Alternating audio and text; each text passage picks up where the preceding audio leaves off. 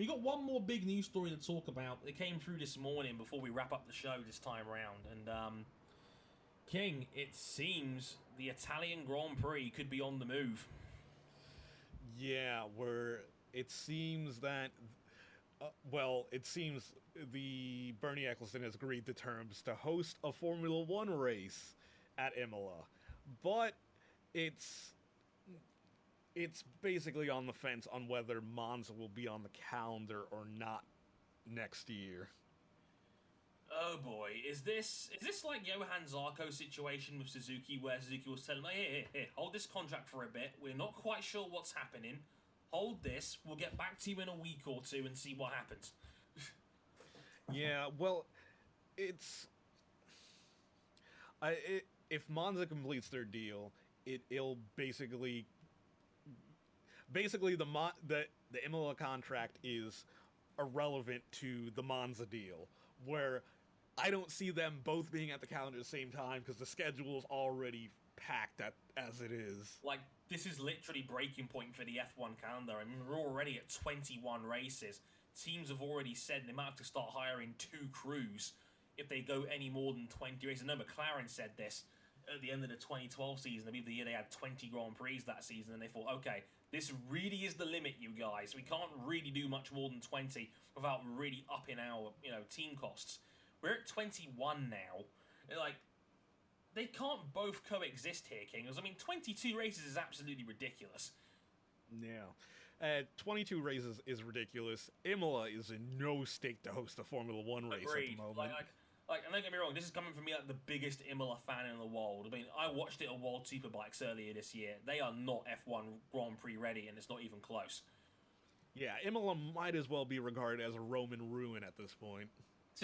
Well, it's now a national heritage site.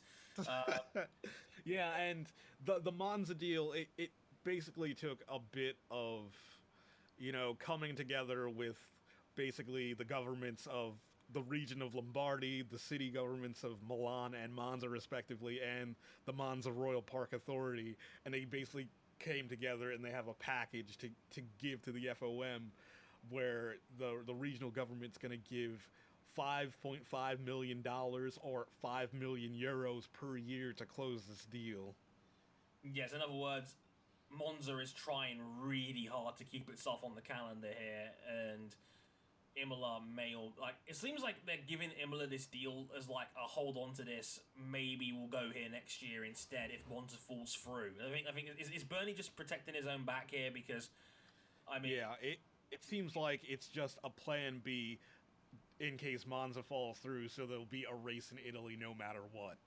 and hey, if even if Imola is decrepit at this point as a backup, I guess it's not the end of the world if you just have one Grand Prix there as a one-off. Hopefully, maybe.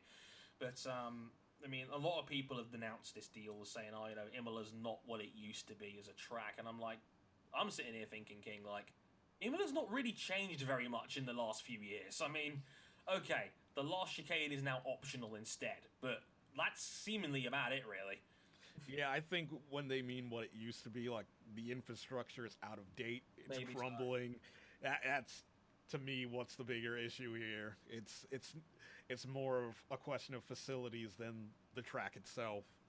It's weird. I mean, we talked about this earlier in the year with Le Mans being that way, and like Le Mans for MotoGP. I know one of my favourite bike journalists is a man called David Emmett, and he has talked about it a lot. And he put a post on his blog saying he goes to every Grand Prix nearly, and he said he would never go to Le Mans again because the facilities are that bad and they're that run down at Le Mans that he refused to go. You've got to pay for the Wi-Fi. There's not enough toilets. Some of the buildings have cracks in it. It's not a good look. Imola kind of seem to be falling into that camp. And again, I've said before, I think they need to spruce up. But for people denouncing this, I think for racing reasons, I think are a little bit crazy. Yeah, where the raceability of a venue, especially one the caliber of Monza, should not be one to put into question. It's not a terrible venue by any means in terms of a racing circuit. Mm-hmm. Agreed. I think as a racing circuit, I think it's great. I think it's the kind of track that would capture people's imagination, especially if you're a newer fan, because the track is really fast. It's really fast.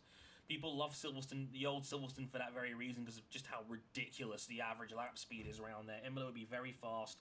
It's still a place where I think it could potentially pass like Tosa, like Turn 1, which would now be a very long straight. I mean, why not? Of course, you'd have passing attempts into Turn 1 going down there. I think that could easily work. I don't see any reason why Imola can't work as a racetrack any more or less than half the current F1 calendar we love to bounce so much. And Yes. like